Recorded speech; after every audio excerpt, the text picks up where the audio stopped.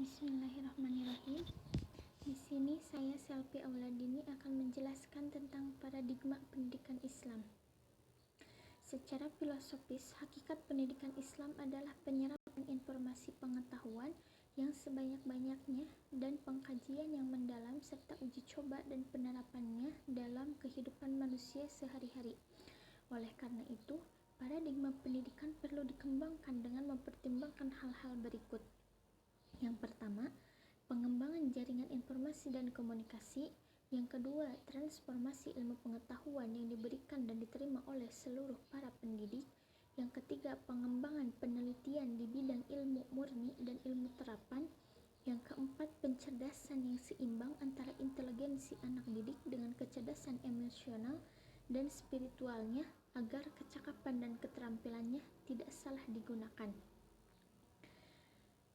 Selanjutnya, modifikasi pengembangan pendidikan Islam diterapkan dalam pelaksanaan pembelajaran dan pengembangan kurikulum sebagaimana telah dilaksanakan di berbagai lembaga pendidikan yang menggabungkan teori dari Islam dan teori yang berasal dari Barat.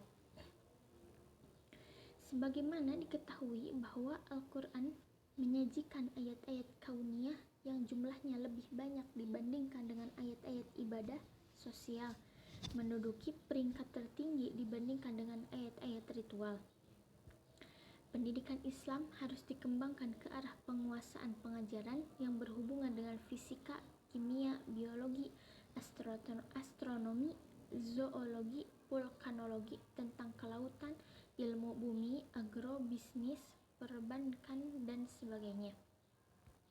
Dengan keseimbangan pendidikan sebagaimana dijelaskan di atas, pengembangan pendidikan Islam tetap istiqomah dalam pencapaian tujuan utamanya, yaitu kebahagiaan duniawi dan ukhrawi. Dunia dan akhirat, pencapaian tujuan yang dimaksud dalam pelaksanaannya dimulai dari penetapan disiplin ilmu yang dikaji sehingga pendidikan dalam konteks formal adalah upaya pengkajian ilmu yang sifatnya disipliner dan pembidangan ilmu yang jelas. Tidak ada yang salah jika ilmu agama Islam dikategorikan sebagai bidang ilmu sosial, tetapi karena Al-Quran sebagai sumber utama ilmu pendidikan Islam, seluruh disiplin ilmu merupakan bidang ilmu agama Islam yang berkaitan dengan ilmu tentang ibadah maupun muamalah. Ayat-ayat yang berkaitan dengan perhitungan perbintangan gunung, laut, binatang, peliharaan, dan binatang liar, bumi, langit, bulan, bintang, matahari, dan sebagainya telah dibahas oleh Al-Quran. Terdapat dalam surat Al-Mutaffifin. A'udzu billahi minasyaitonir rajim. Bismillahirrahmanirrahim. Wailul lil mutaffifin alladzina idza iktalu 'alan nasi yastawfun. Artinya, celakalah bagi orang-orang yang curang dalam menakar dalam menimbang, yaitu orang-orang yang apabila menerima takaran dari orang lain, mereka minta dicukupkan. Kisah surat Al-Mutaffifin ayat 1 dan 2. Pengetahuan agama yang luas dan mendalam termasuk di dalamnya ilmu tentang langit dan bumi, ilmu tentang planet yang telah diciptakan Allah agar manusia memikirkannya. Dengan demikian, pendidikan Islam adalah pendidikan yang bertujuan melakukan pembinaan dan pengembangan potensi anak didik dalam semua disiplin ilmu dan semua bidang ilmu yang dikaji sebagaimana yang dijelaskan oleh Cik Hasan Bisri bahwa rumpun ilmu itu terdiri atas ilmu budaya, ilmu sosial, dan ilmu alamiah. Disiplin ilmu terdiri atas ilmu agama, ilmu filsafat, ilmu hukum, sosiologi, biologi, kimia, fisika, ilmu agama, ilmu filsafat, wujud objek, sedangkan biologi dan sosiologi semi konkret, dan kimia dan fisika wujudnya konkret dalam ilmu sosial. Terjadi berbagai imunisasi dan ilmu terapan termasuk ilmu hukum.